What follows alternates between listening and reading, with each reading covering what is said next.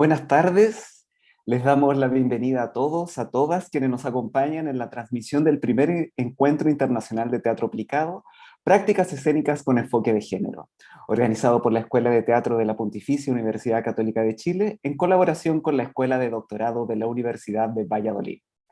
Saludamos afectuosamente a las autoridades que hoy nos acompañan: Magdalena Amenábar, vicerrectora de Comunicaciones UC, Alexei Vergara, decano de la Facultad de Artes UC, Mario Co, director de la Escuela de Teatro UC, Verónica García Huidobro, académica de la Escuela de Teatro UC, y también saludamos a quienes nos acompañan en la transmisión de YouTube, y desde ya los dejamos invitados, invitadas a dejar sus preguntas y reflexiones en el chat de esa plataforma.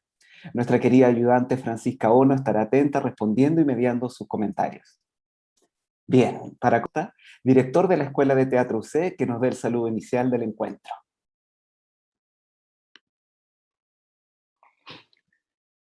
Muchas gracias, bienvenidos y bienvenidas a este primer encuentro internacional de teatro aplicado, prácticas escénicas con enfoque de género, a cargo de la académica de nuestra Escuela de Teatro, Ana Sedano, con la colaboración de la Escuela de Doctorado de la Universidad de Valladolid, esta vez a cargo de Yasna Pradenas. El año recién pasado, cuando nos reunimos vía Zoom para celebrar los 75 años de vida de nuestra escuela, con la generación de egreso 2010, fue muy significativo reconocer que 31 estudiantes que formaron parte de este grupo habían tomado de esta generación vinculada y desarrollando su actividad profesional en áreas de teatro aplicado. Este indicador es profundamente relevante. Nunca habíamos tenido una prueba así de concreta del impacto que está teniendo esta dimensión en nuestro estudiantado. Pedagogía hospitalaria, centros de acogida de menores en vulnerabilidad, educación artística, mediación, espacios de menores, espacios de organización social, docencia en colegios, teatro y terapia, discapacidad cognitiva y arte, trabajo con personas privadas de la libertad, un sinfín de espacios laborales que se nos revelaron como posibilidades en que el teatro toma contacto directo con las comunidades y adquiere un nuevo sentido. En esa misma reunión, Ignacia Goicolea, quien es encargada de educación y medios del Teatro de la Universidad Católica, quien moderó en ese momento la conversación, instaló la pregunta en torno a cuál es el aporte directo que el teatro hace a la sociedad. Nos hizo ver cómo esa pregunta reaparece en momentos de crisis, en que muchos de los oficios, profesiones y saberes conocen su rol y cuentan con estrategias para ir en ayuda. Pero, ¿y los actores y las actrices? ¿Cómo podemos colaborar después de un terremoto, por ejemplo? Los y las convocadas intentaron dar respuesta a esa pregunta articulándola desde sus prácticas y experiencias. Y ella misma, hacia el final del encuentro, lo expuso magistralmente. El teatro permite entender al colectivo en su diversidad, es la comunidad. Y es que el teatro aplicado abre justamente los muros de las artes escénicas, brechas sociales, educativas y culturales, para alcanzar el bienestar de la sociedad. Aquí el teatro es más que un fin, es un medio de cohesión para que todos y todas tengamos lugar y centremos la discusión sobre esta práctica poniendo acento en el enfoque de género con perspectiva feminista. Se constituye también en un valioso aporte al andamiaje de la sociedad que particularmente hoy día queremos construir. Muchas gracias a Ana, al equipo organizador, a los invitados e invitadas, por esta oportunidad de seguir abriendo fronteras, de ampliar los límites, integrar la diversidad de saberes y por la oportunidad enorme de seguir fascinándonos por lo humano. Muchas gracias. Muchas gracias, Mario. A continuación, la académica Verónica García Huidobro, directora de los diplomados en Teatro Aplicado y Pedagogía Teatral en la Escuela de Teatro UC, nos entregará unas palabras. Hola, muy buenas noches, muy bienvenidas y bienvenidos a todas las personas que nos están acompañando en este evento, que la verdad veníamos trabajando hace tiempo la posibilidad de encontrarnos en una situación para conversar sobre nuestras prácticas en teatro aplicado.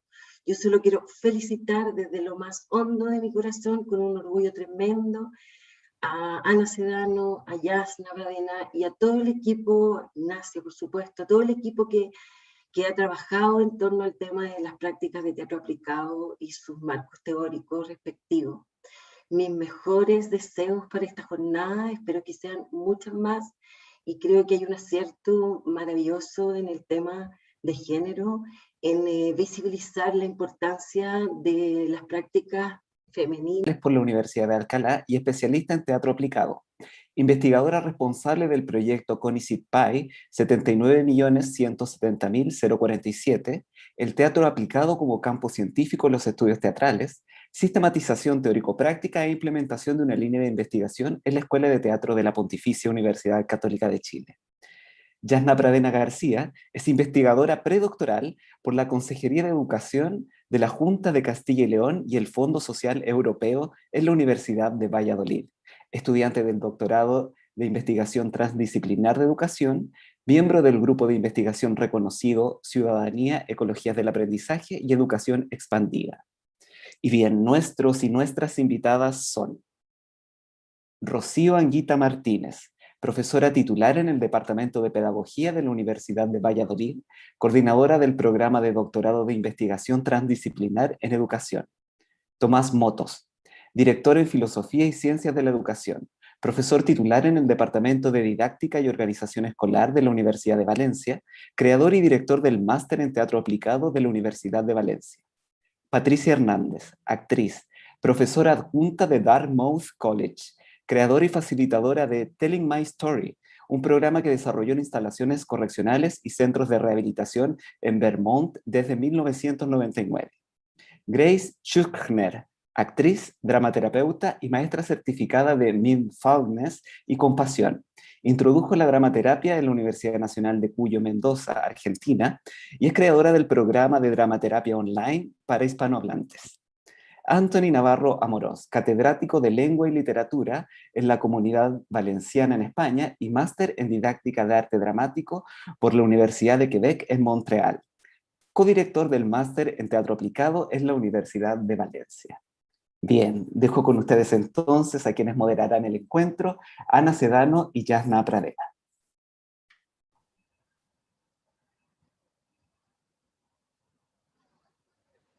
Muy buenas tardes a todas, a todos y a todes. En primer lugar, quiero dar las gracias a quienes nos acompañan a través de las redes sociales, dentro y fuera de Chile, por esas hermosas palabras también iniciales a Verónica García Huidobro y Mario Costa. Y quiero saludar también a nuestras autoridades que nos acompañan de la Facultad de Artes y de la Escuela de Teatro UC. Me gustaría brindar un especial saludo a nuestro actual decano, Alexei Vergara, y nuevamente a Verónica García Huidobro, por acoger con gran entusiasmo, confianza y compromiso el proyecto CONICIT PAI de 2017, que da origen a este encuentro. Este proyecto se propuso demostrar que el teatro aplicado como campo científico reúne a todas aquellas prácticas, ¿cierto?, con finalidades teatrales, pedagógicas y terapéuticas que se vinculan con lo social, manifestándose a través de tres áreas principales de investigación y de intervención social: el teatro aplicado en educación, el teatro aplicado en comunidad y el teatro aplicado en salud. Durante su ejecución contó con el apoyo de muchos profesores e investigadores de la Escuela de Teatro. Por solo nombrar algunos de ellos: Milena Gras, Pablo Cisternas, Nicole Wack, María Ignacia Goicolea, Víctor Romero, Cecilia Bralic, Constanza Alvarado, Lía Toro, entre otros. Además de colaboradores externos y estudiantes mediante los distintos proyectos que se fueron gestando durante estos 4 años de ejecución. Ahora bien, el primer encuentro internacional de teatro aplicado inicialmente no contaba con este enfoque de género. La llegada de Yasna Pradena, doctoranda de la Universidad de Valladolid, abrió un espacio de reflexión desde el cual incorporar esta discusión en nuestro campo, con el objetivo de analizar de qué manera, desde los espacios artísticos escénicos, nos aproximamos a pensar un teatro aplicado con perspectiva feminista, además de cómo estas reflexiones influyen y transforman sus prácticas investigativas y creativas. Hoy queremos abrir esta discusión, sabiendo que el tiempo es acotado y que habrá muchos temas que requieren mayor profundización. Por ello, les invitamos a seguir colaborando, seguir siguiendo nuestras redes y a construir este conocimiento conjunto desde y para las artes escénicas aplicadas. Quiero introducir ahora el encuentro a partir de dos líneas principales. Por una parte, hablarles un poco del teatro aplicado y por otra parte, por qué decidimos darle a este encuentro un enfoque de género. El teatro aplicado podemos definirlo como un campo interdisciplinario y dinámico de investigación dentro de los estudios teatrales, con un enfoque social, ¿cierto? Donde los aspectos prácticos o experimentales del teatro son puestos en pos de la transformación de sus participantes. Si bien es un concepto relativamente reciente en el contexto latinoamericano, tiene una larga trayectoria a nivel de sus prácticas. En este sentido, nos preguntamos, ¿desde qué perspectivas éticas nos situamos como investigadores, como artistas, creadores y participantes de procesos teatrales aplicados? ¿Lo estamos haciendo con conciencia de género? Ahora bien, ¿por qué hoy, 1 de julio del 2021, nos parece fundamental seguir hablando de enfoque de género? ¿Por qué hoy el feminismo nos parece un término polémico? ¿Nos parece que los temas feministas son algo ya resuelto? Si bien es cierto que el feminismo contemporáneo posee hoy una serie de cruces, tensiones y que se ha ido transformando, sigue siendo desde nuestro punto de vista fundamental, ya que está a la base de todos los problemas que afectan nuestra sociedad contemporánea. Problemas tan vigentes como en materias de derechos humanos, las migraciones, la discriminación racial, la inclusión y las disidencias sexuales. Me gustaría mencionar ahora algunos datos. De las 100 películas más populares del año 2012, solo el 28% de los papeles con algún diálogo fueron interpretados por mujeres.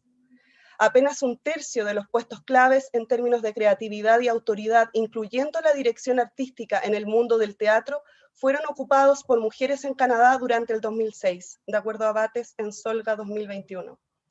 Saussure y Sánchez, en un estudio reciente, concluyen que apenas el 22% de los espectáculos programados en España durante 2018 y 2019 fueron escritos por mujeres, y apenas 1 de cada 4 dirigidos por una. Solo el 31% de estos recintos escénicos que tenían programados actividades durante estos años estaban dirigidos o gestionados por mujeres. En datos económicos, según la OCDE en 2016, los países miembros de la Alianza del Pacífico han alcanzado la paridad de género en educación básica y media. Las mujeres efectivamente tienen más acceso a la educación y especialmente a la educación superior en Chile. Entre 2000 y 2012 la tasa de matrícula incluso se duplicó en el mundo universitario. Sumado a ello, la tasa de participación de la fuerza laboral de las mujeres pasó en Chile del 37.4 al 55.7 en 2014. Hemos visto también el aumento de escaños parlamentarios para las mujeres en nuestro país, entre 1997 y 2014, de un 8 a un 16%. Pese a ello, y a estos halagüeños datos, la brecha de género en la participación laboral en Chile es cerca de 22 puntos porcentuales por debajo del promedio de América Latina y el Caribe, que está en 25. En Chile las mujeres representan solo el 23% de los estudiantes que se gradúan en ciencias, matemáticas e informática. Tienen empleos de menor calidad, continúan llevando a cabo una parte desproporcionada del trabajo no remunerado, entre el que se cuenta en el trabajo doméstico. Continúan ganando menos que los hombres por cada hora de trabajo que realizan. En Chile y México, más mujeres que hombres viven en pobreza. La maternidad genera un impacto y dificultades principalmente para las mujeres. En Chile, el 21% de los jóvenes son nini, 5 puntos por sobre el promedio de los países de la OCDE. Las altas tasas de mujeres jóvenes que ni estudian, ni trabajan, ni están en formación, ponen en riesgo el futuro. Por todo lo anterior, me gustaría finalizar citando una obra que ha sido recientemente publicada por Kim Solga y traducida por Milena Gras y Andrea Pellegri. Pueden encontrarlo también en las redes sociales de la Escuela de Teatro UC. Cito: hay que señalar que la efectiva y generalizada ilusión de que nuestra labor feminista ya está hecha no es un mero resultado colateral de la apuesta que el neoliberalismo hace por el libre mercado como base para un progreso ético. De hecho, la ilusión de que tu buena suerte es, o al menos podría ser, la buena suerte de cualquier mujer ha sido cultivada deliberadamente por las instituciones neoliberales. Si las mujeres piensan que están en igualdad de condiciones, a lo mejor no van a sentir la urgencia de movilizarse contra las desigualdades que aún persisten, incluso cuando estas desigualdades están sorprendentemente cerca de ellas. Cierro con una cita directa de Roxane Gay. Señalar las diversas formas en que la misoginia persiste y perjudica a las mujeres no es un acto de pura ira. Dar cabida a la idea de que la ira es una reacción inapropiada ante la inequidad que enfrentan las mujeres las relega a una posición injusta. El disenso tampoco significa que no veamos los avances que sí se han logrado.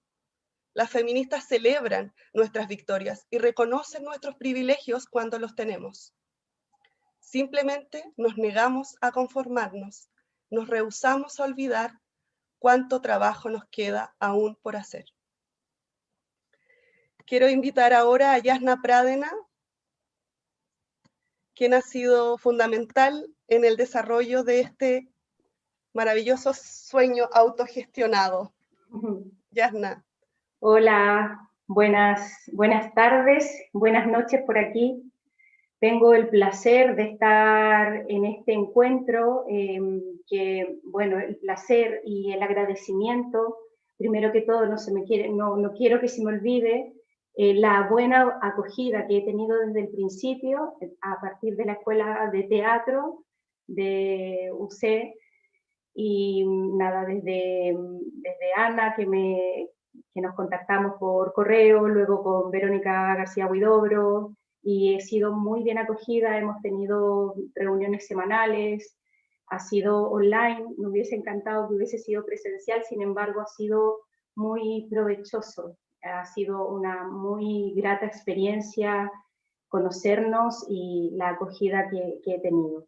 También agradecer al doctorado en el que estoy y a la Consejería de Educación de la Junta de Castilla y León, que me otorga una ayuda para poder desarrollar mi tesis doctoral, que tiene relación con el tema que en este momento nos convoca.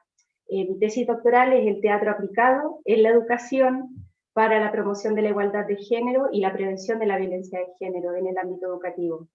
Entonces, creo que es una instancia en el que podemos compartir, articular conocimientos y dialogar principalmente. Dialogar y poner en cuestión, reflexionar de manera crítica desde esta perspectiva, este enfoque que nos ha dado también Ana. Bueno, voy a comentar aquí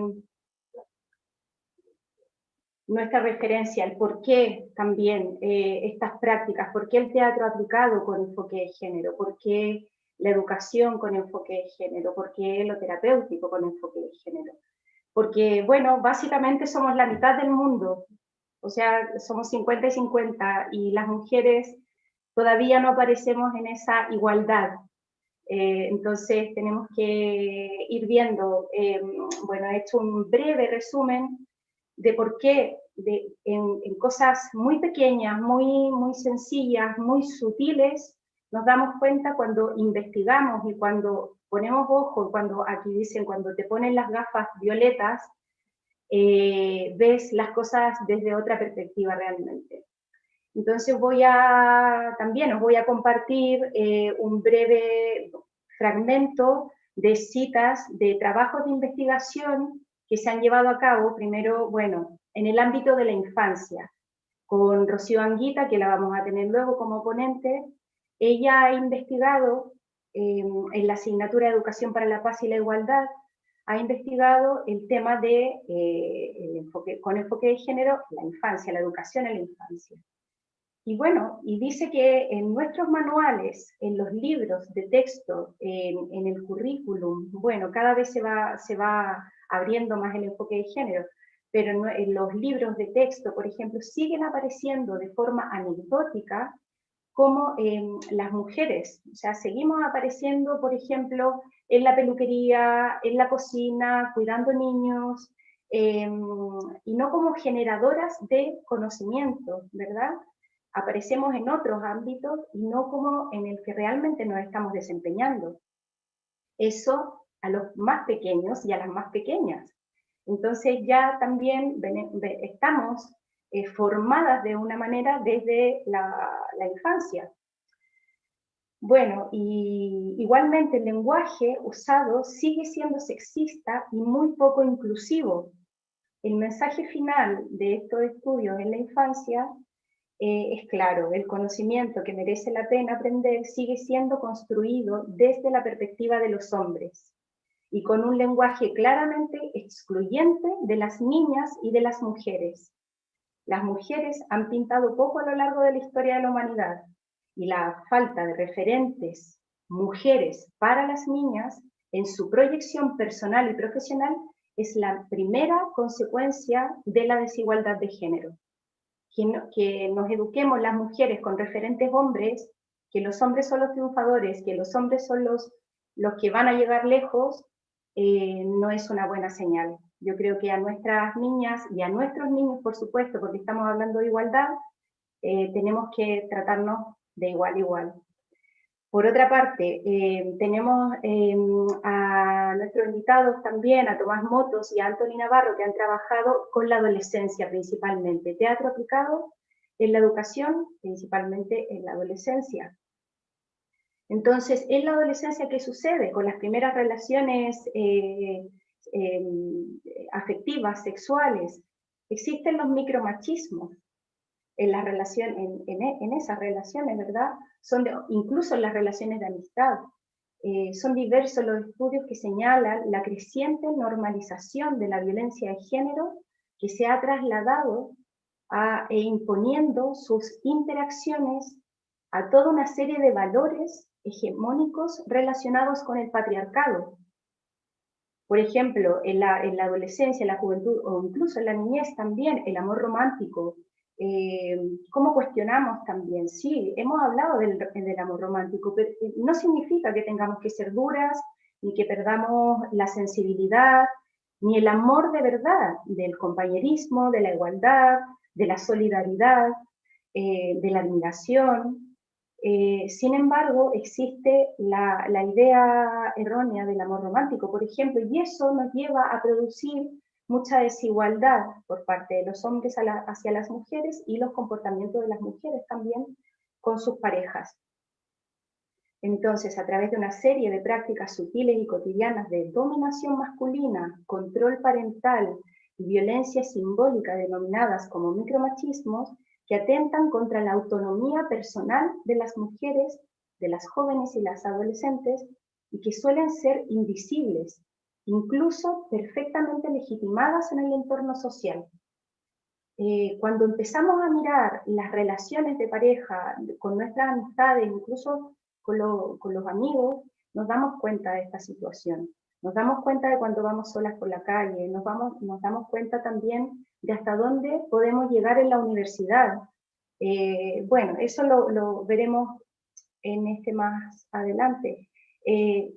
También hay estudios de Rocío Anguita, también que la vamos a tener aquí,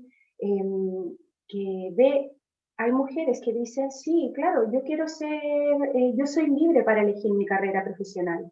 Sin embargo, ¿qué tan libres somos si nos educan sabiendo que vamos a ser profesoras, o que vamos a dedicarnos a la enfermería, o que vamos a ser cuidadoras, o que tenemos que ser madres, etcétera? Son un montón de condiciones que nos coarta las libertades, específicamente por ser mujeres. Bien, entonces en los espacios de la adultez, el espacio público versus el espacio privado.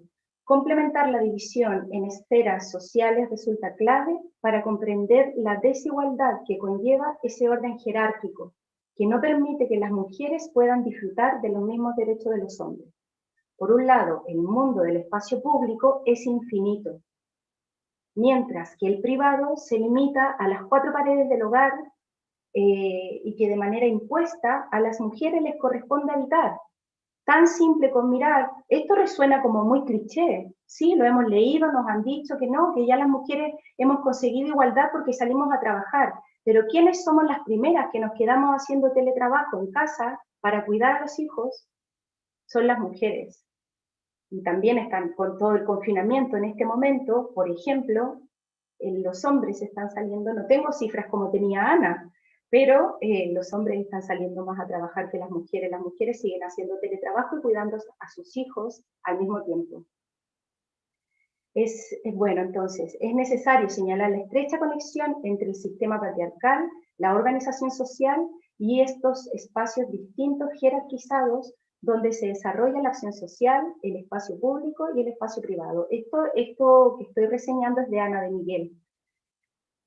La violencia contra las mujeres, aún en medio de un universo de violencia, presenta claves específicas, formas concretas de legitimación basadas no en su condición de persona, sino que de mujer.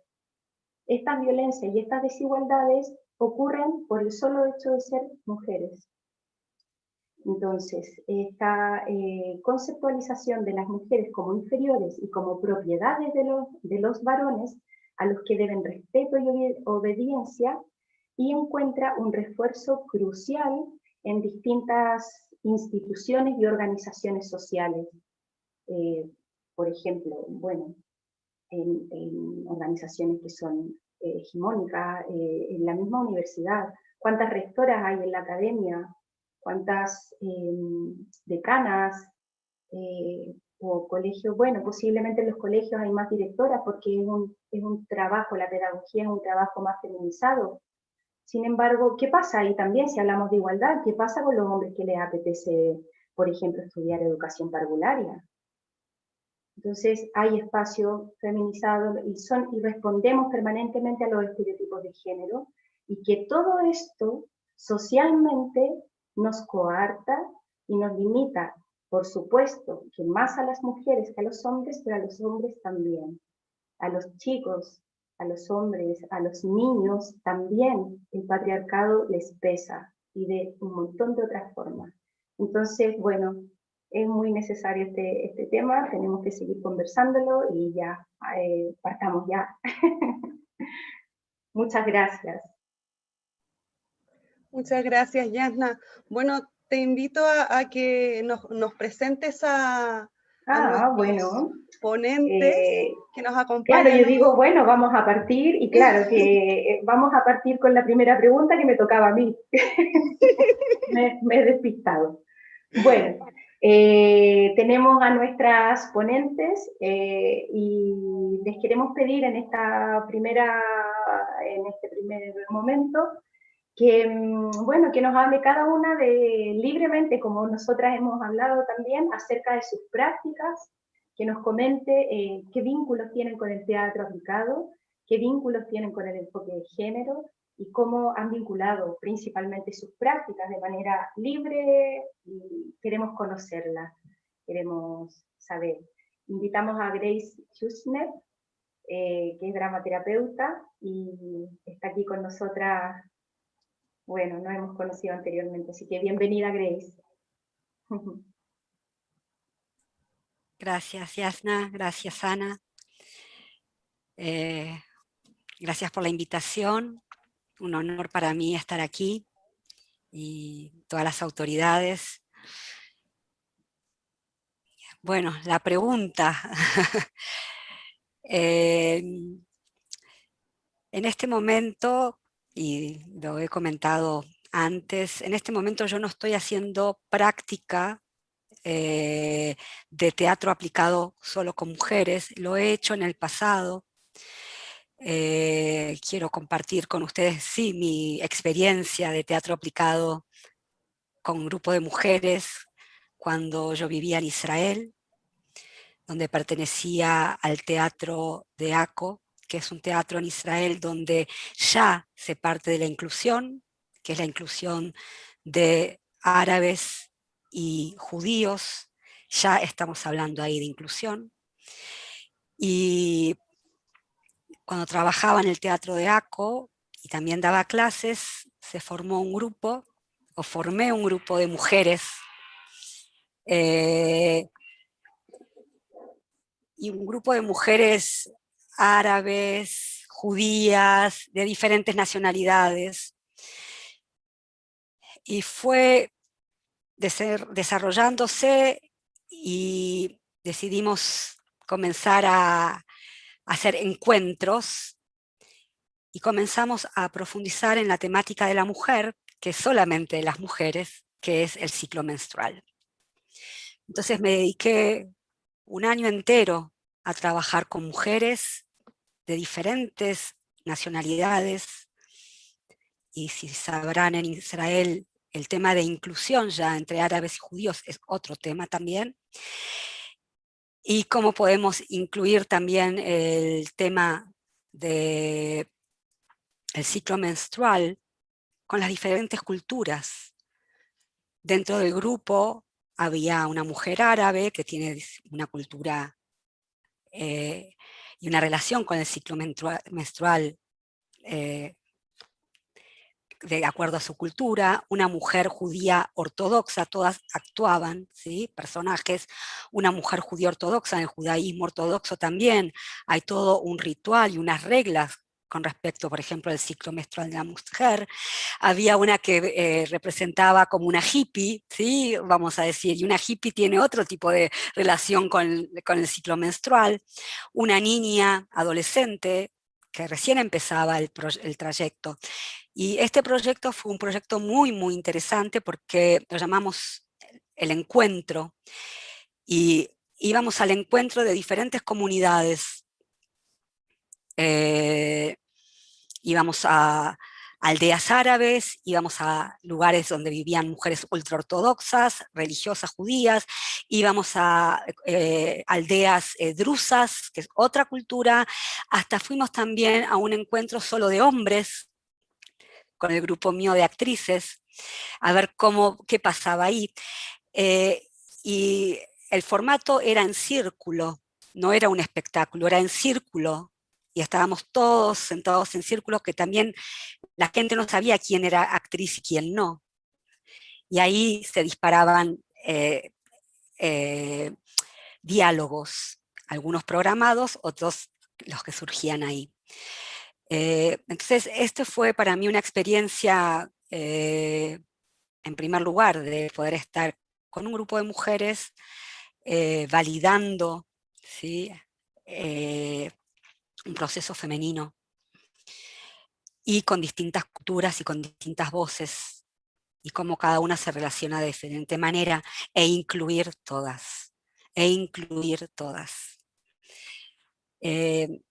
es en primer lugar con mi experiencia hace un par de años a partir del teatro y cómo lo apliqué. Otra experiencia mía personal es cuando vivía en Barcelona, que hice un espectáculo unipersonal que lo llamé ¿Puedo ser mujer y artista, por favor?, que me dirigió Fernando Grifel, que lamentablemente falleció. Yo era más jovencita, y era justamente esto que me preguntaba, ¿no? ¿Puedo ser mujer y artista? ¿Cómo vivo como mujer y como artista? Cuando como artista, en mi vida como artista, y como sabrán muchos que viven la vida artística, la vida es de noche. Y si estás en una compañía teatral, tu vida también es de tourné, de viajar y estar en hoteles. Entonces, en mi vida en la compañía del Teatro de Aco era mucho tiempo viajar por Europa y tener espectáculos. Y esta era una pregunta para mí: ¿cómo puedo vivir como mujer, como artista? ¿Cómo puedo tener una pareja? ¿Cómo puedo ser madre? Si trabajo de noche, no quiere decir que no haya actrices que lo son, y hay muchas, por supuesto que sí, pero es una pregunta, ¿sí? ¿Cómo hago para vivir como mujer y como artista, donde capaz viajo y mi trabajo es de noche, por ejemplo, y mi bebé llora a la noche? Y ahí, honestamente, les comparto que yo tenía ahí, ya hice el espectáculo en Barcelona, donde hice diferentes personajes. Uno era una ama de casa, ¿sí? Que eso lo escribió Fernando Grifel, escribió ese personaje porque tenía que ver justo con su mujer, que fue mamá, entonces que el bebé llora. Y otro personaje era la esposa de Superman, Lois Lane, ¿sí? O sea, ¿cómo puedo ser Superwoman? La esposa ¿no? Bueno, y una mujer española, rígida, ¿no? Ortodoxa, dura. Pero bueno, la pregunta era eso: ¿cómo puedo ser mujer y artista, por favor? Y después de vivir 3 años en Barcelona, volví a Israel, a mi compañía de teatro, y ya tenía 36 años, les confieso que en ese momento a mi edad, y me di cuenta que si no hacía un cambio, probablemente no iba a ser mamá, porque tenía una vida de nómade. Y ahí es cuando decidí estudiar dramaterapia, para hacer un cambio. Y también decidí que dejaba el teatro y ver si podía actuar de día, no actuar de noche, para poder tener una vida de noche, y si tenía un romance con un hombre, poder ir a cenar, ¿no? Y no que me tenía que esperar hasta las 12. Bueno, y ahí decidí estos 2 cambios: ver cómo puedo trabajar de día, y gracias que pude hacerlo en Israel, empecé a trabajar en un museo que es especialmente sobre el Holocausto, y uno que es especialmente creado, un museo del Holocausto que está hecho para niños, para que vengan a visitar niños. Y yo trabajé ahí una historia real que la escribió una mujer que se llama, falleció, Nehamka Rav, que me escribió ella su propia autobiografía cuando estaba en un gueto, en el gueto Vilna, en la época del Holocausto. Y después hice otro personaje en el Museo para Grandes, que era de Tzivia Lubetkin. Tzivia Lubetkin, hablando de género y hablando de la importancia de la mujer y la fortaleza y el coraje, Tzivia Lubetkin fue la esposa de Itzhak Zuckerman, y ellos fueron los que hicieron el levantamiento del gueto de Varsovia. No sé cuántos de nuestros oyentes tienen noción de lo que significa un holocausto, y lo que significa estar en el gueto de Austria, y lo que significó para un hombre y para Tzivia Lubetkin, una mujer, hacer un levantamiento dentro de un gueto. Cuando me llamaron para hacer el espectáculo de Tzivia Lubetkin, yo no sabía quién era. Y me dijeron: ¿sabés quién es Golda Meir? Golda Meir fue la primer ministra en Israel. Era ponerme en los zapatos de una primera ministra, ¿sí? Con esa fortaleza y ese coraje. ¿De dónde sacó esa fortaleza y ese coraje Tzivia Lubetkin dentro de un levantamiento en un gueto? Esto lo dejo como pregunta y me lo pregunto. Grace, Sí, mira, y dejemos ahí la pregunta, sí, porque queda buenísimo para poder continuar con Patti, pero que lo sí, dejamos ahí, porque también cada experiencia conlleva eso, encontrarnos con mujeres, con personajes que están ahí, en ese límite, ¿no? Bueno, damos la bienvenida a Patti Hernández, que también ya ha sido presentada, actriz, también, bueno, chilena que está lejos también de casa. Bueno, bienvenida, Patti. Gracias. Gracias, Yanna. Gracias, Ana, por la invitación. Para mí es bastante importante este momento porque estoy muy lejos y llevo muchos años lejos. Yo me fui a Chile hace mucho tiempo, en el 83. porque no quería crecer en una dictadura. Y pues me pareció súper importante el tratar de salir adelante, buscando cosas en danza y teatro. Escuchando a Grace me hizo pensar más, y aquí estoy tomando notas. Yo soy improvisadora y como muy intuitiva en mi trabajo, y estaba pensando y dije, uy, ¿cómo lo voy a hacer? ¿Qué voy a decir? Tengo que hacer todo eso. A partir de todo lo que he escuchado hasta ahora.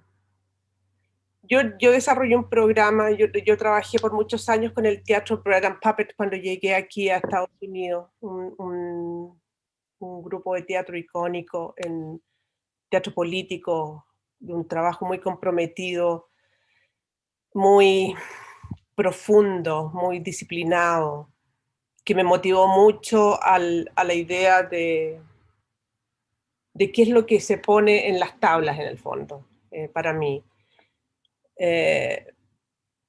Lo importante de decir algo, la idea de decir algo, y la libertad que me da ese espacio creativo para juntarme con otros, para crear comunidad con otros, para comunicarme con otros, para crear comunidad, que es la base del trabajo de Telling My Story, de Contando mi Historia, que es el programa que desarrollé.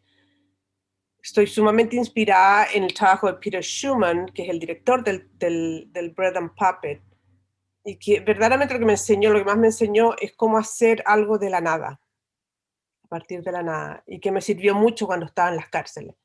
Yo trabajé por mucho tiempo en las cárceles contando mi historia. Voy a volver un poquitito para explicar un poco. Contando mi historia es un programa como interdisciplinario de las artes. Está todo bienvenido en el fondo. Lo que pase ahí no es necesariamente definido. Hay un sistema para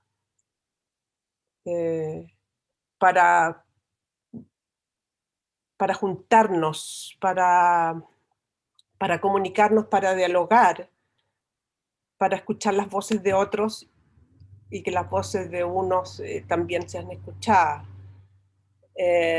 Siempre con la idea de no juzgar, sino que de estar presente. Que es súper complicado en estos momentos. Una de las cosas más difíciles de lograr es el no juzgar. Y las relaciones humanas, a todo nivel, me parece a mí que están dañadas por esa imagen preconcebida de otros.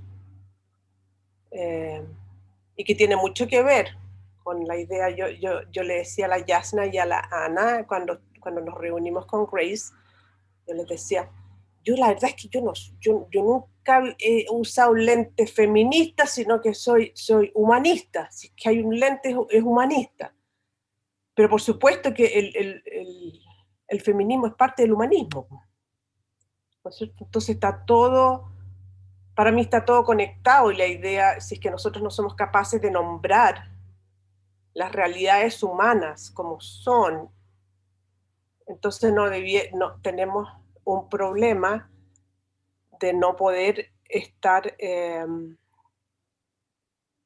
no poder aceptar la realidad para poder imaginarnos algo distinto. Entonces hay como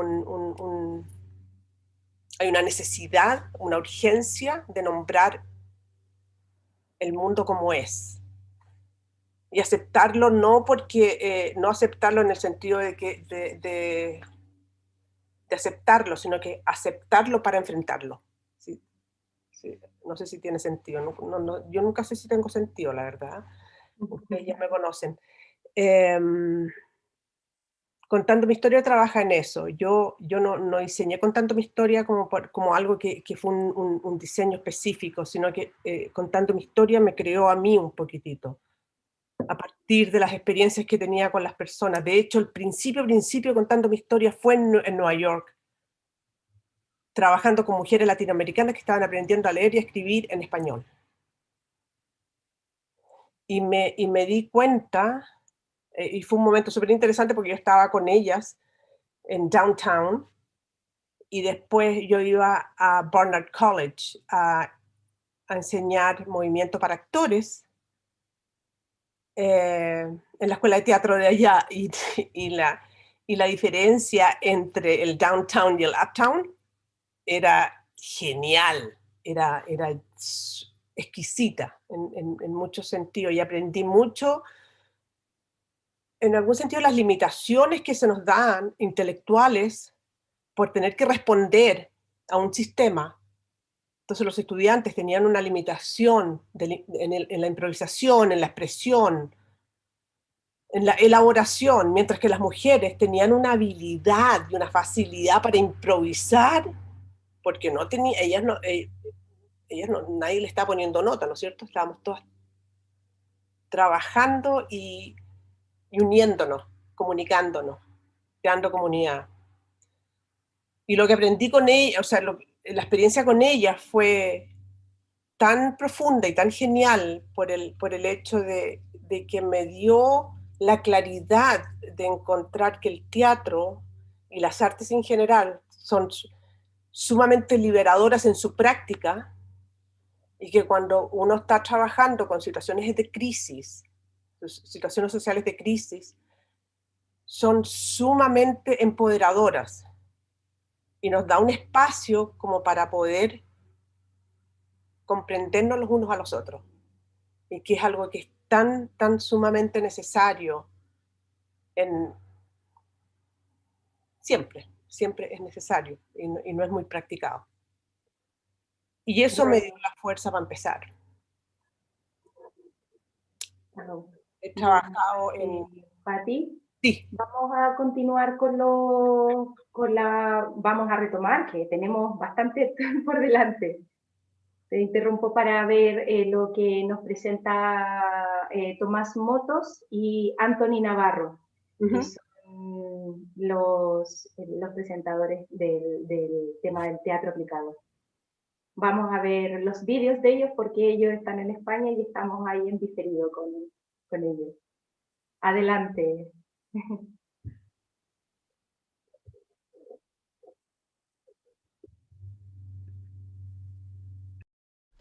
Hola, soy Tomás Motos. Dada mi edad, mi trayectoria profesional es muy dilatada. Cuando echo una mirada atrás y me doy cuenta de que siempre he estado de una manera u otra en el territorio del teatro aplicado.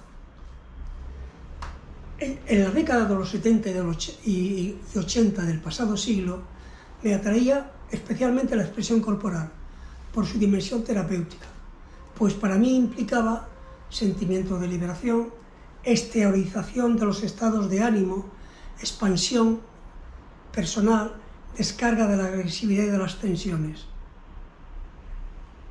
Las palabras clave que la resumían eran aliviar, aflojar, descargar, desligar, liberar. Por tanto, en las actividades que realizaba con los adolescentes ya estaba utilizando el teatro aplicado, aunque en aquella época no se había creado aún este término. Se utilizaban los de expresión corporal, expresión dramática, dramatización o taller de teatro. Producto de aquellas experiencias fueron mis dos primeros libros, La iniciación a la expresión corporal en 1983 y Juegos y experiencias de expresión corporal de 1985.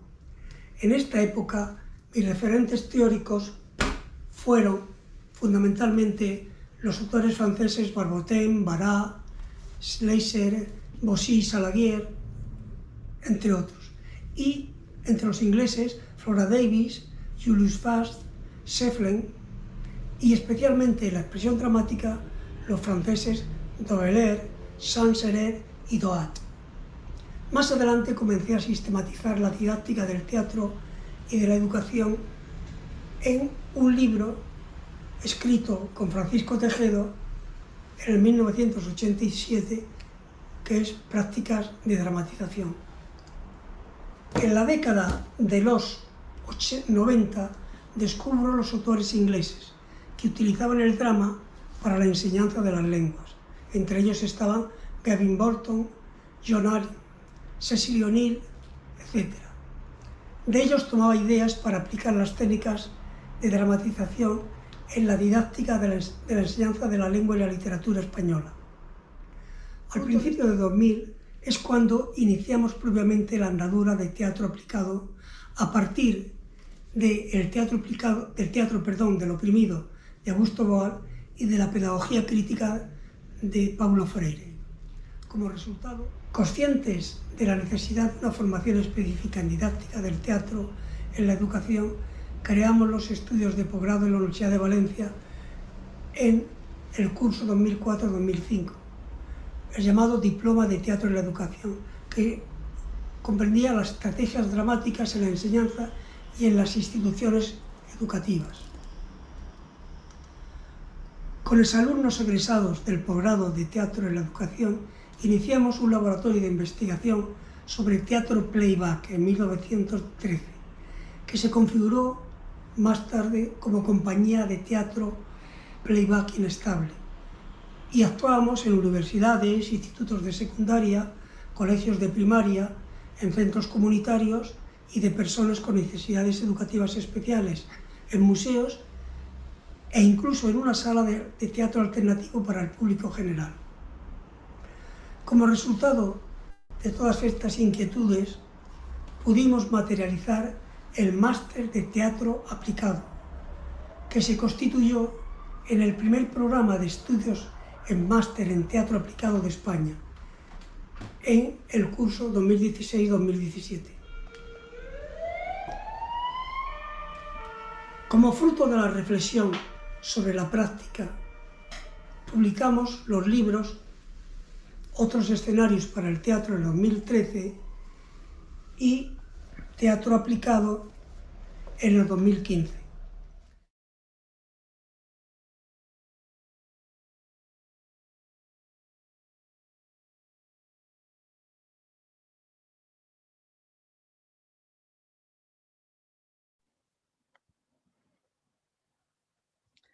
Acabamos de escuchar los aportes que nos envía Tomás Motos desde España en este video especialmente preparado para contarnos un poquito acerca de su trayectoria profesional.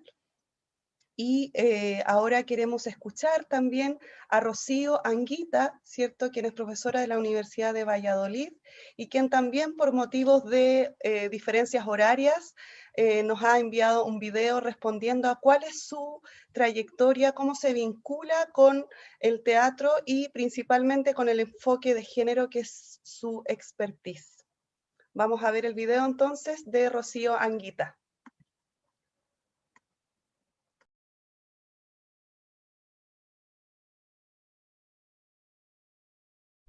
Bueno, pues en primer lugar, encantada de acompañarle en esta sesión, aunque sea en formato virtual. Una pena no poder encontrarnos presencialmente o incluso online por el tema de los horarios. Es bastante complicado, pero bueno, no quería dejar de intentar aportar algo en este encuentro sobre teatro aplicado. Yo soy Rocío Anguita, soy profesora titular de universidad en el Departamento de Pedagogía y en la Facultad de Educación y Trabajo Social de la Universidad de Valladolid.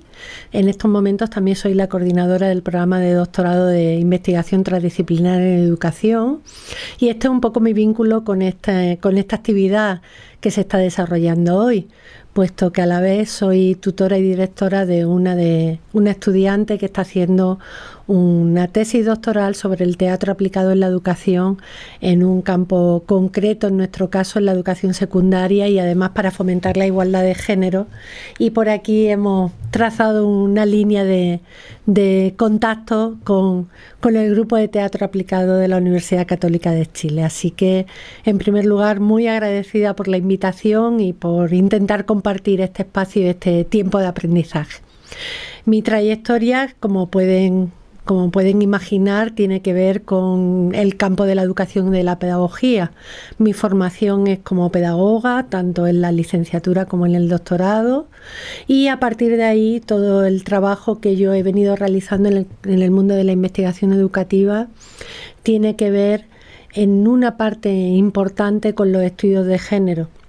porque tuve formación inicial también en estudios de género cuando estudié mi doctorado, y porque luego he seguido haciendo toda una trayectoria en este campo que ha tenido que ver básicamente con dos cosas. Por un lado, con la investigación sobre la situación de las mujeres en los sistemas educativos, en particular en los sistemas educativos universitarios. He tenido oportunidad de hacer varios estudios sobre la situación de las mujeres en los sistemas universitarios españoles y cómo se ha ido produciendo la incorporación de las mujeres a todos los estudios universitarios en nuestro país, y también un poco qué problemáticas tenemos en este momento al respecto de cómo se han ido integrando las mujeres en los sistemas universitarios y por qué tenemos un techo de cristal, que a veces es un techo blindado, que no nos permite llegar a los más altos niveles académicos, y un poco explorar qué está pasando ahí.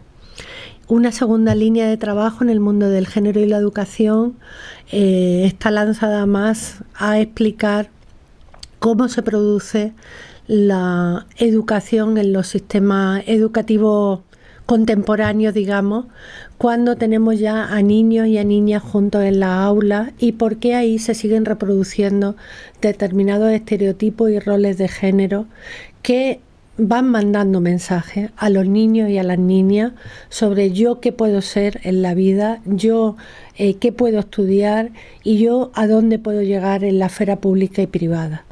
Creo que este es un campo de trabajo que ya está lanzado hace mucho tiempo, hace muchas décadas, a partir de los años 70, 80, desde el mundo anglosajón de la sociología de la educación ya se empezó a lanzar este debate. Es un debate largo que sigue en la actualidad, creo que en varias partes del mundo, en particular en España, desde luego con bastante intensidad, porque son los procesos de socialización formales que luego llevan a nuestros niños y nuestras niñas, a nuestros jóvenes, a unos determinados procesos que también son sociales y que estamos viendo que impactan mucho en la vida social.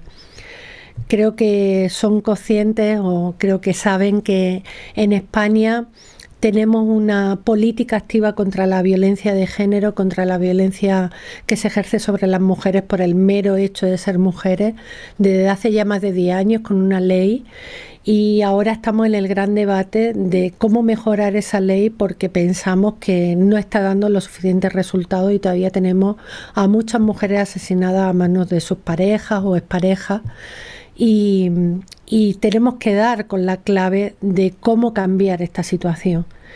Y gran parte del debate se está produciendo en el campo de la educación, como no puede ser de otra manera, puesto que necesitamos procesos educativos, digamos, formalizados, pero también explicitados, que trabajen sobre el tema de la igualdad entre hombres y mujeres y cómo combatir pues estos estereotipos y roles que pensamos que luego llevan a estas situaciones de violencia e incluso en su extremo de asesinato de mujeres. Así que estos son como los dos campos en los que me he ido moviendo dentro del mundo de la educación y del género. Son dos campos totalmente abiertos y en exploración, y desde luego impactan en todo el resto del trabajo que yo hago en la parte de investigación educativa, porque el mundo no es neutro, el mundo está compuesto, el mundo social y el mundo educativo está compuesto de hombres y mujeres, y esa composición de hombres y mujeres, que es jerárquica, nunca la podemos olvidar en ningún aspecto de la vida social. Así que impacta en toda la investigación que hago y impacta en mi mirada del mundo, digamos.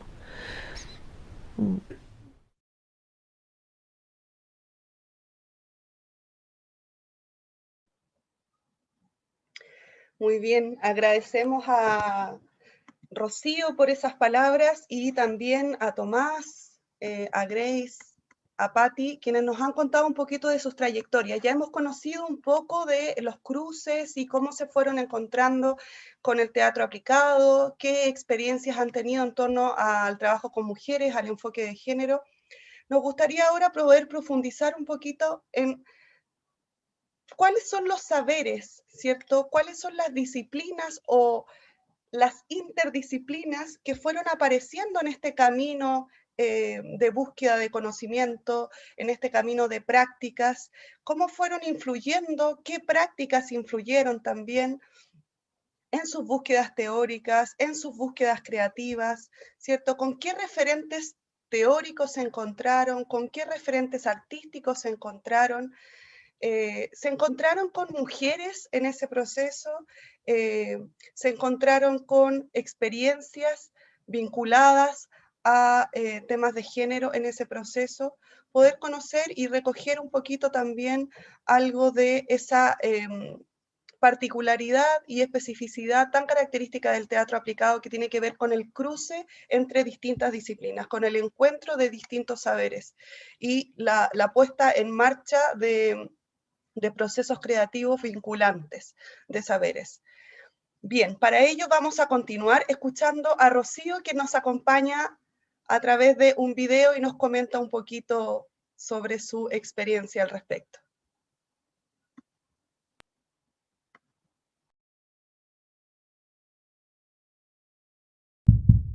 Pues yo creo que hay como dos fuentes diferentes. Esto tiene mucho que ver con tu propia biografía, con tu propia trayectoria personal, también además de profesional.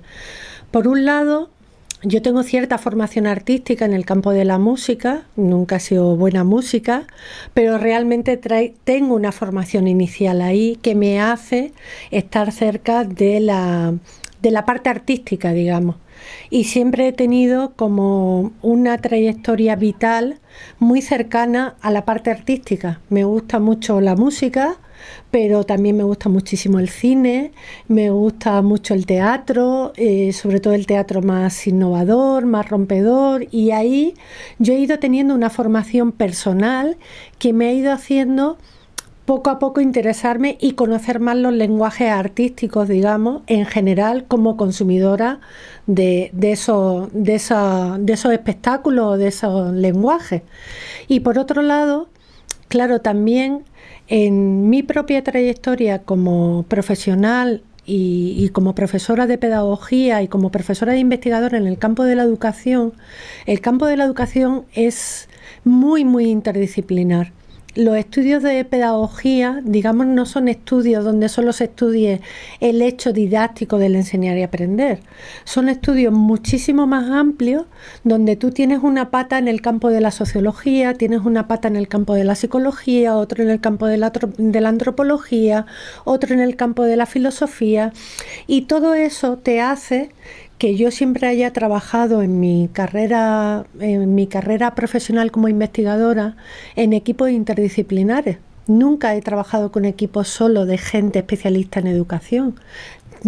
Y eso también te hace ir abriendo la mirada hacia otros elementos que probablemente no están en el núcleo duro, digamos, del campo de la investigación educativa, pero que siempre han estado ahí.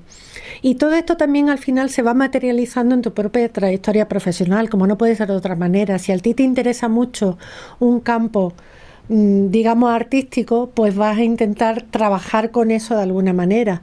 ¿Cómo se ha sustanciado eso en mi trayectoria? Pues yo creo que poco a poco, a veces casi sin darme cuenta, he ido viendo las posibilidades, sobre todo del teatro y del cine, pero en particular del teatro en los últimos tiempos, porque también el teatro ha tenido otros lenguajes y otras posibilidades que han permitido acercarse al mundo de la educación. En este caso estoy pensando en el Teatro Foro, que aquí tenemos un colectivo que hace teatro foro, que han sido antiguos alumnos de la Facultad de Educación y por tanto gente muy cercana a los planteamientos educativos, que montan un colectivo de teatro foro y que empiezan a trabajar con la universidad de forma que nos ofrecen a los profesores y las profesoras la posibilidad de trabajar con ellos en alguna de nuestras materias. Y para mí ha sido un antes y un después, porque es una herramienta muy, muy potente de trabajo con nuestro alumnado. En particular, el trabajo que desarrollamos en una asignatura como la Educación para la Paz y la Igualdad, donde el componente ético y el componente valorativo de aprendizaje de valores es muy fuerte. En estas asignaturas se requieren aprendizajes muy experienciales. Si tú no llegas al aprendizaje experiencial, en realidad los estudiantes se quedan como en la superficie de todo lo que estamos debatiendo. Y en cambio el teatro foro es una herramienta que les hace meterse en la realidad de determinados colectivos, de determinadas situaciones por las que están pasando niños y niñas, o determinados debates que estamos planteando en clase acerca de los derechos humanos, acerca de la igualdad entre mujeres y hombres, que a ellos les permite vivenciar, digamos, eso desde otros sitios. Y la verdad es que es una herramienta pedagógica para mí de primer nivel, que es verdad que no es fácil de llevar a cabo tú sola. En mi caso, yo, que encima no tengo formación teatral, yo soy espectadora de teatro, pero no tengo formación teatral.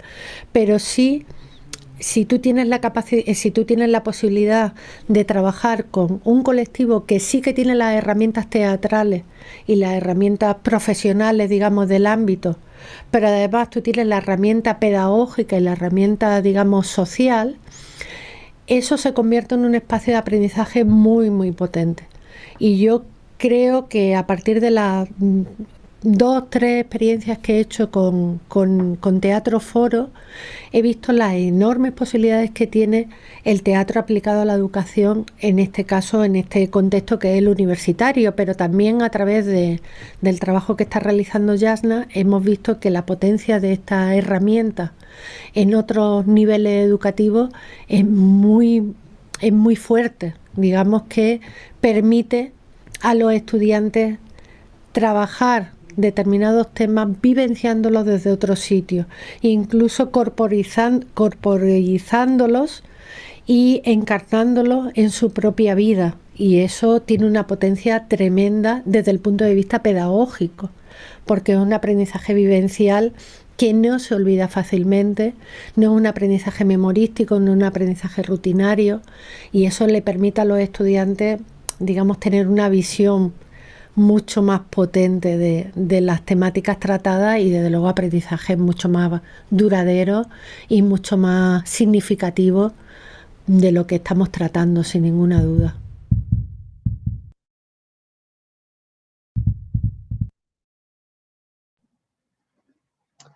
Muy bien, muchas gracias, Rocío. Invitamos a Patti, ¿cierto?, para que nos cuente también, junto con Grace, cuáles han sido sus referentes teórico-prácticos en este proceso, con qué experiencias, con qué disciplinas se han encontrado en esta búsqueda personal.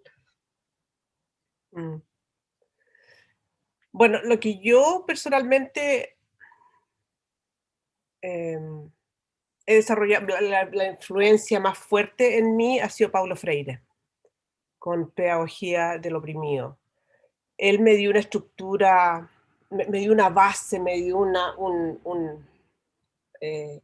columna que me centró mucho, especialmente por ser una improvisadora. Entonces me dio un poquito un sistema, ¿no es cierto?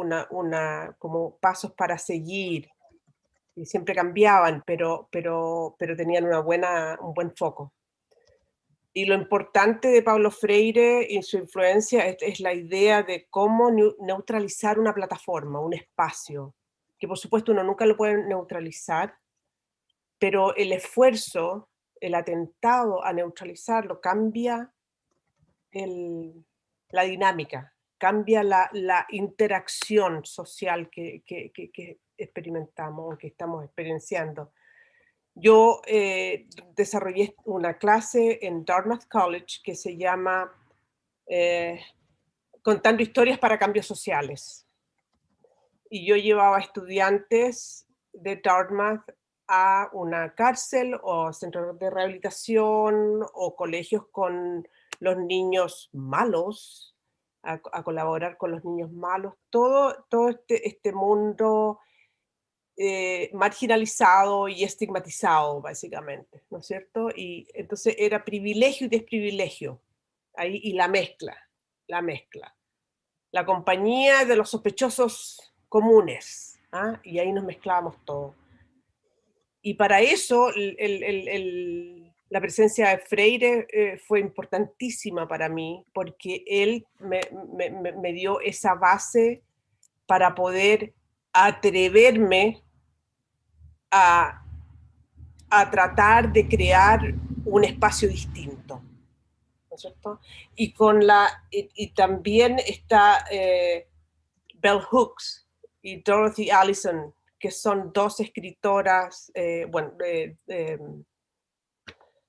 educadoras, filósofas e intelectuales de aquí de Estados Unidos, que una me dio mucha, tenía mucha garra, ella tiene mucha garra, la Dorothy Allison, y habla, pero en una forma así, pero del coro, así, sin ningún, ella te expresa la voz, que es lo que contar mi historia quiere lograr, sin ningún, como muy bare, como muy pelado, ¿no es cierto? Sin pelos en la lengua, como decimos los chilenos.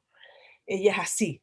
Y la Bell Hooks es más académica, pero trata todo, tiene una disciplina tremenda y poderosa de nombrar las situaciones y de lograr un espacio en la educación académica que un poco rompe la estructura típica lineal, ¿no es cierto? Y es una cosa mucho más lateral, como el lateral thinking, que es otro elemento que yo uso. Pero eso es lo que eso es. Grace, tú. Gracias, Patti. Disciplinas, maestros, estaba pensando, ¿no? Y realmente siento en este momento que creo que mis primeros maestros fueron mis padres. Porque tanto mi papá como mi mamá me criaron de una manera, estaban hablando de la educación. Yo soy única hija mujer con 3 hermanos varones. Y la más grande. Y fui criada como hija mujer con 3 hermanos varones. Y mis padres siempre me dieron el soporte para decir, ¿querés hacer esto? Hacelo. Me quiero ir a vivir a París, a estudiar teatro, me fui. Me quiero ir a Barcelona, me fui. Me quiero ir a Israel, voy, vuelvo. Entonces mis primeros maestros, y creo que mi primera maestra es mi mamá como mujer, que fue una mujer de mucho coraje. Terminé hablando de Tzivia Lubetkin antes. ¿Cuál fue el coraje dentro de un gueto? Mi mamá, con otro tipo de, ya fuera del holocausto, pero fue también una mujer de mucho coraje en la época en la que ella vivió. ¿Sí? Creo que fue una de las primeras mujeres que se separó, por ejemplo. Que en esa época como que era mal visto, ¿no? Separarse, y encima con 4 hijos. Entonces creo que mi primer modelo fue mi mamá, una mujer de mucho coraje, donde tenía la combinación de la belleza, la sexualidad, era muy sexy, digo era porque falleció, y al mismo tiempo tenía mucha fuerza. Tenía ambas dos, ¿no? La sensualidad, sexualidad y la fuerza. Entonces creo que fue mi primera maestra. Y también yo escuchaba a Moto, ¿sí? Y que hablaba de la expresión corporal. Yo empecé bailando. A los 15 años le pedí a mi mamá, quiero bailar. Yo bailaba. El lenguaje fue la danza, bailaba, de chiquita bailaba y bailaba. Y a los 15 años fui a bailar y empecé con expresión corporal. Entonces, cuando habló de la expresión corporal, acá en la Argentina, la primer maestra de expresión corporal fue Patricia Stokoe, y ella fue mi primera maestra, una mujer.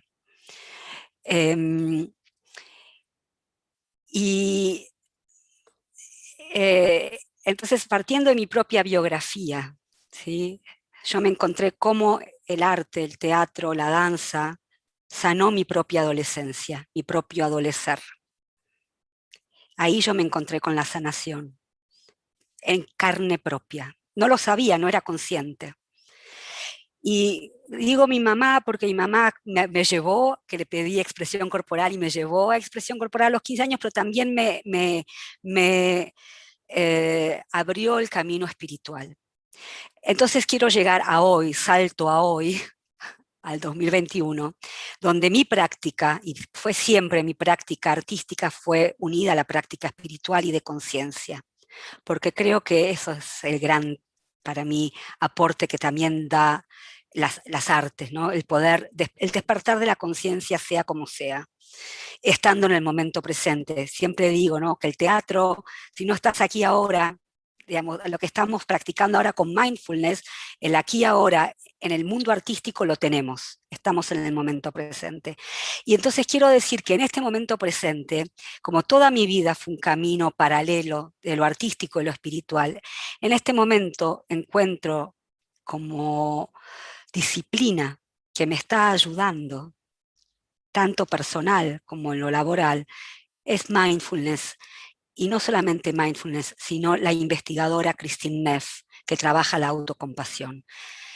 Y ahí yo hago la relación con el género, porque ha escrito y ha salido publicado hace 2 semanas su libro Fierce Compassion, que es especialmente para mujeres, que es la compasión feroz. Entonces, ¿cómo podemos trabajar con este lugar amable, compasivo, que alivia el sufrimiento, y también lo que en los componentes de la autocompasión está este elemento yin y yang? El yang es la acción, ¿sí? Nuestra acción en lo social, como hablaba recién la directora de Valladolid, ¿no? Somos seres sociales.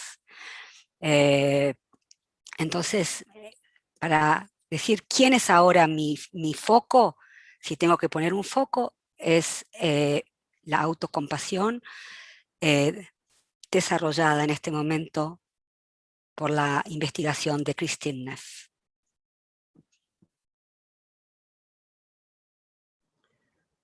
Muchas gracias, Grace. Muchas gracias, Patti, por estas intervenciones, ¿cierto?, que nos van también adentrando un poquito más en el territorio del teatro aplicado y sus múltiples contactos, ¿cierto?, con el conocimiento humano, con el desarrollo, incluso, como menciona Grace, el desarrollo espiritual.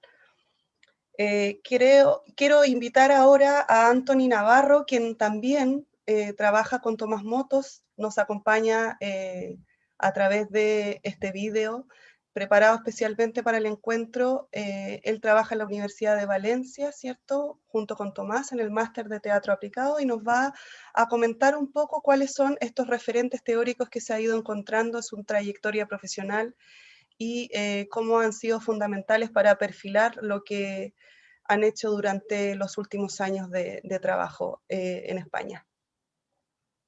Vamos con el video ahora.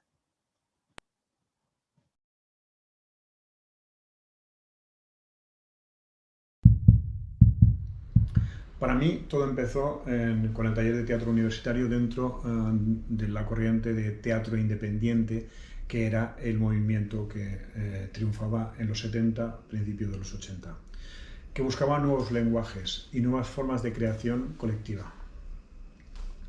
Como efectivamente se puso de moda la creación en colectivo, la incorporación de la expresión corporal y la danza, la incorporación de recursos visuales inspirados en las artes escénicas. En este sentido fue muy importante la formación actoral con los miembros españoles de la compañía Odin Teatret, del italiano Eugenio Barba, afincada en Dinamarca, y los cursos de comedia del arte que realicé en Italia. Gracias al momento histórico de apertura democrática en España, nada más acabada la carrera, pude acceder al sistema educativo e impartir la asignatura optativa taller de teatro en bachillerato. Trataba de trasladar las técnicas aprendidas con la gente del Odin Teatre y en Italia al aula, pero pronto mi alumnado me hizo ver que aquello era un error y caí en la cuenta que necesitaba una formación específica de teatro aplicado en la educación.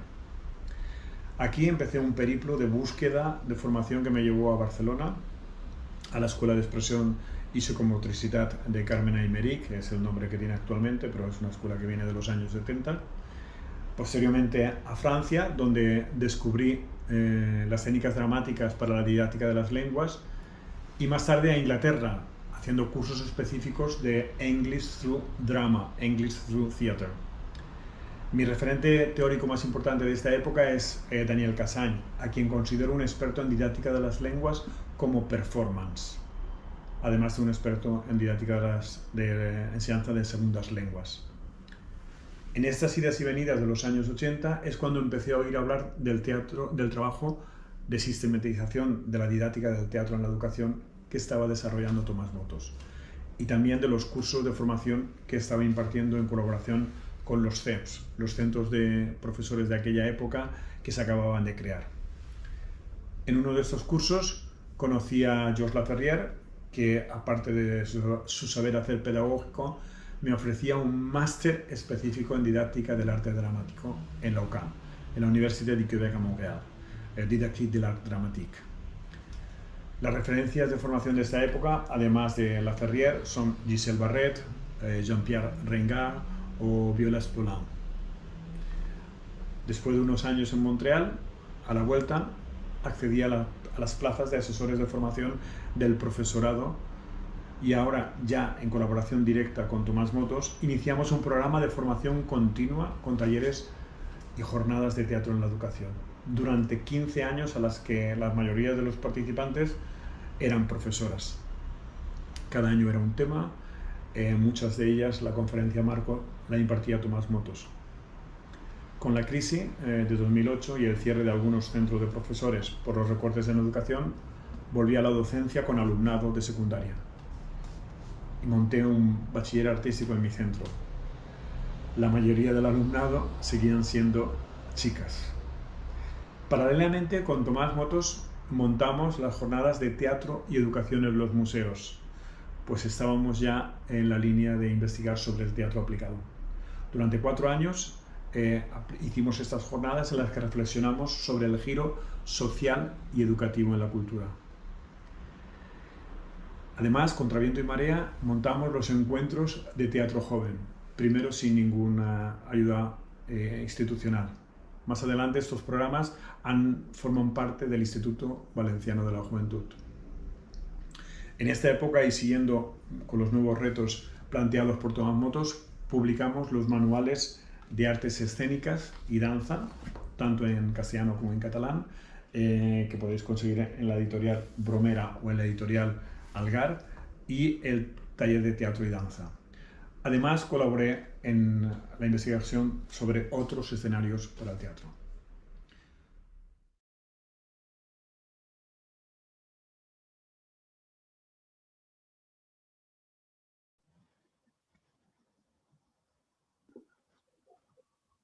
Bien, continuamos.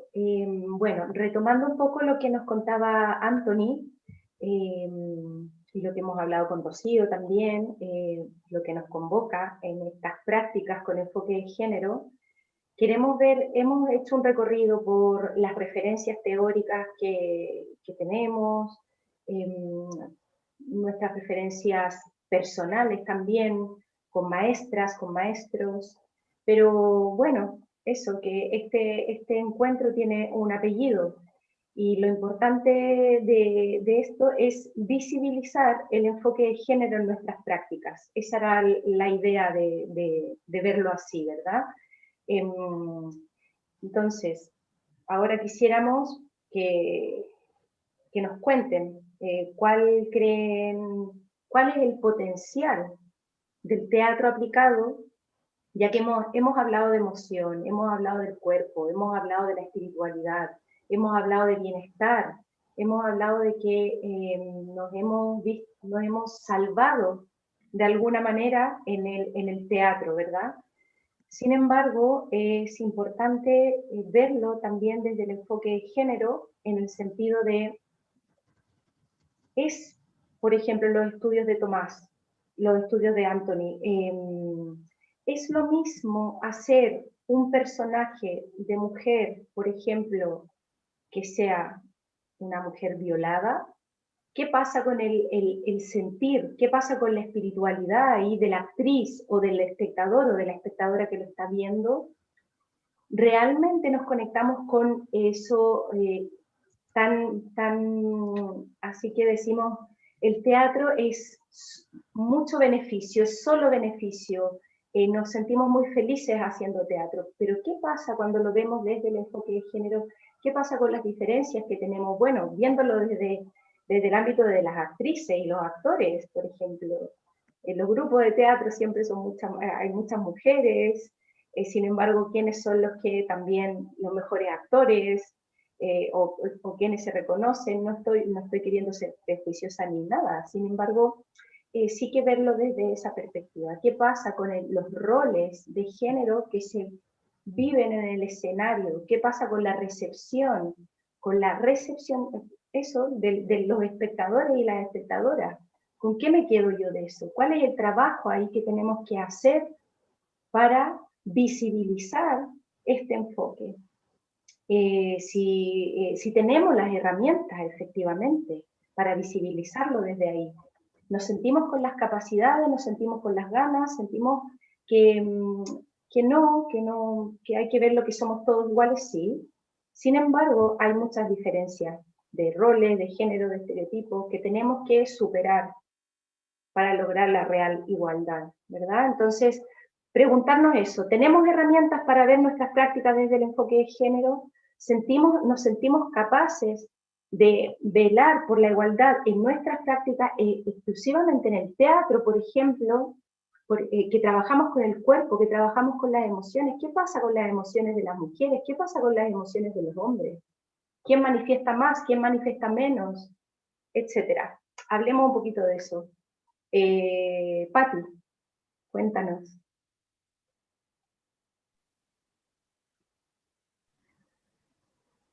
Mira, yo encuentro que para mí la urgencia del trabajo que yo hago es el cómo proporcionar un espacio distinto a situaciones sociales sumamente complicadas, dolidas, y que necesitan una posibilidad de respirar en una forma distinta, una esperanza. Y para mí eso es súper urgente, y en ese sentido la práctica, la estructura social siempre ha sido lineal, ¿no es cierto? Siempre tenemos esto de quién tiene más poder y quién no tiene poder.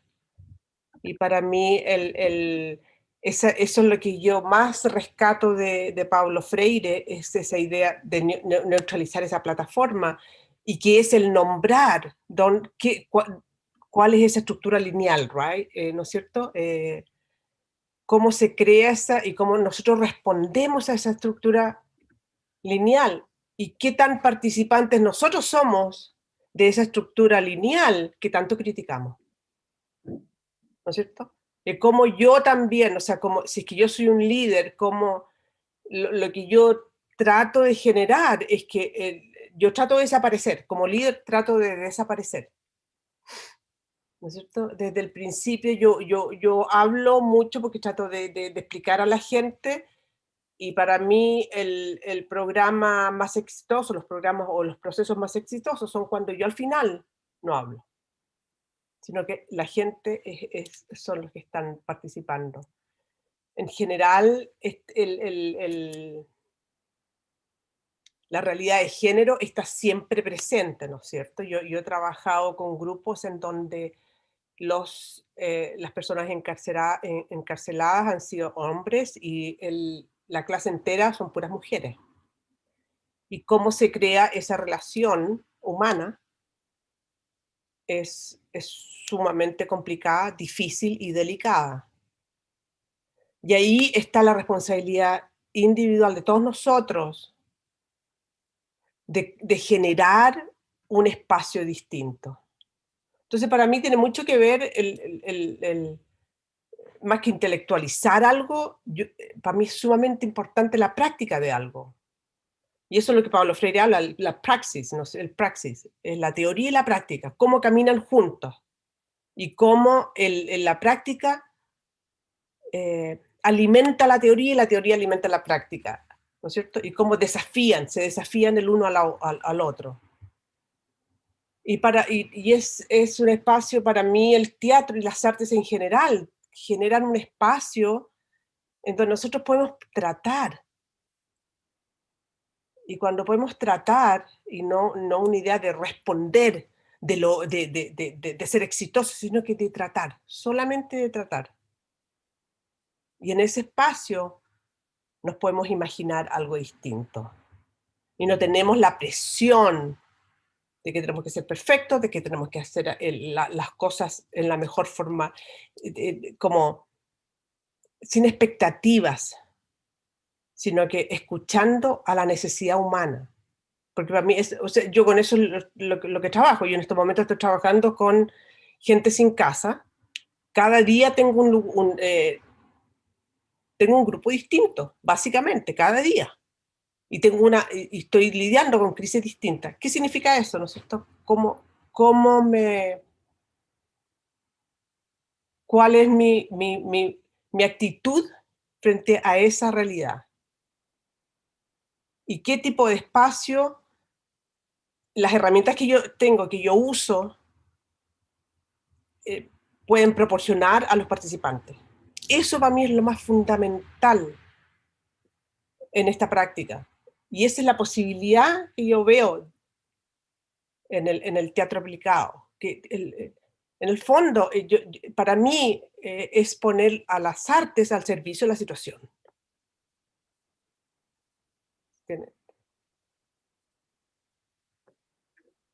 Bien, muchas gracias, Patti. Grace. Ay, Sí. ahí está. Ahí estoy, aquí Vamos estoy. a empezar a cerrar porque ya estamos en el tiempo y que se nos ha pasado muy rápido, y vamos a empezar a cerrar con esta síntesis de eso, de cómo te sientes tú frente a esa, al tema de género, al tema de esta estructura. Patti le llama la linealidad, lo lineal, posiblemente lo jerárquico, o lo horizontal. ¿Cómo lo trabajas tú desde ese enfoque también bueno, de esos encuentros de poderes también? Me gustó lo que dijo Patti, que la práctica de algo, ¿sí? Y creo que es así, la práctica de algo. El teatro, yo siempre digo, y hablaste de emociones antes, Yasna, el teatro nos permite expresar nuestras emociones, jugar con nuestras emociones. Creo que es uno de los tantos regalos del teatro. Y encarnarnos en el cuerpo, ¿no? Y estar en el cuerpo. ¿Cómo vivo yo la realidad de género? Vuelvo a traer a Christine Neff, y desde un lugar espiritual todos tenemos un yin y un yang, ¿sí? Tenemos un lado más femenino y un lado más masculino, que es energía. Entonces, ¿cómo podemos empezar también a no tener miedo? A ver, me pongo en mí como mujer, a mi energía más yang, más feroz, lo que llama Christine Neff, y poder accionar en el mundo, ¿sí? Entonces, mi forma de relacionarme es esa, ¿sí? Es relacionarme a partir de lo espiritual, relacionarme a partir de esta energía que todos tenemos, hombres y mujeres, todos tenemos yin y yang, y cómo poder cultivar tanto el yin como tanto el yang, los dos. Y Christine Neff dice que cuando nos relacionamos con nosotros mismos, con una tierna autocompasión, que la autocompasión puede ser un autocuidado, nos cuidamos y nos nutrimos. Cuando nos relacionamos con nosotros mismos con una compasión feroz, que es el yang, ¿sí? Tener una compasión feroz, afirmamos nuestra autonomía y defendemos nuestros derechos. Cuando la autocompasión feroz y tierna, que es el yin, están equilibrados, podemos ser justos y equitativos. Y es como decía Patti, yo también me relaciono con la humanidad, ¿sí? Con lo humano. Y desde las artes y desde lo espiritual, cómo puedo ayudar a alivianar este sufrimiento que todos vivimos, tantos hombres como mujeres, en el lugar que tenemos en el mundo. En este caso, sí, las mujeres tenemos más sufrimiento. Entonces, ¿cómo poder empezar a ayudar y a empoderar a la mujer desde un lugar de conciencia interior? Este es mi trabajo, desde un lugar de conciencia interior, que hay esta ferocidad dentro nuestro como mujeres y simplemente cómo empezar a escucharla y a darle espacio, desde un lugar amoroso, desde un lugar amable, desde un lugar de amor, desde un lugar de un corazón amable. Entonces, esta unión que tenemos las mujeres de poder cuidar, porque podemos ser mamás, entonces este cuidado mamífero lo tenemos, también lo tienen los hombres, ¿sí? Cómo podemos cuidar, pero al mismo tiempo tener una compasión feroz, poder decir me protejo, me motivo, esto es lo que quiero, y también decir no, esto no va.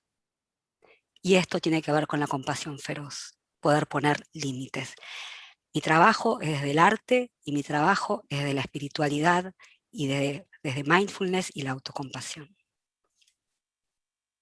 Bueno, Grace, muchas gracias. Y yo creo que ya estamos en el tiempo y vamos a cerrar, ¿no? Ana, muchas gracias. Creo que, bueno, como una breve síntesis, creo que ha sido súper... Yo no sé qué está opinando las personas, los chicos, las chicas con los que estamos compartiendo, pero me parece súper diversa las opiniones, me parece súper rico todo lo que ha salido también y bueno, que muy, muy transversal. No sé, es lo que nos otorga el teatro también, la transversalidad, la interdisciplinariedad y bueno, a seguir. Así es, como tú dices, Yasna, bueno, nos han enviado muchas felicitaciones, muchos agradecimientos, quedaron muchos temas pendientes, como dijimos al inicio, les invitamos a todos a que sigamos en contacto, vamos a estar subiendo material a través de la Escuela de Teatro, vamos a estar compartiendo material incluso de este propio encuentro, algunos comentarios y videos que queremos que conozcan, y que puedan profundizar en la escucha también, así que los invitamos a mantenerse al tanto para poder seguir haciendo crecer lo que ha comenzado aquí, en este espacio. Juan Francisco, Patti, Grace, Francisca, que estuvo mediando los comentarios de YouTube, Anthony, Carlos, si quieren encendemos las cámaras para despedirnos de todos los asistentes y quienes nos acompañaron hasta el final. Sí, bueno, a nombre de la Escuela de Teatro UC, yo quisiera agradecer a todos quienes expusieron, gracias por sumarse a la instancia, por las interesantes reflexiones y por la generosidad en compartir sus experiencias en este, como bien decía Anita, en el primer encuentro.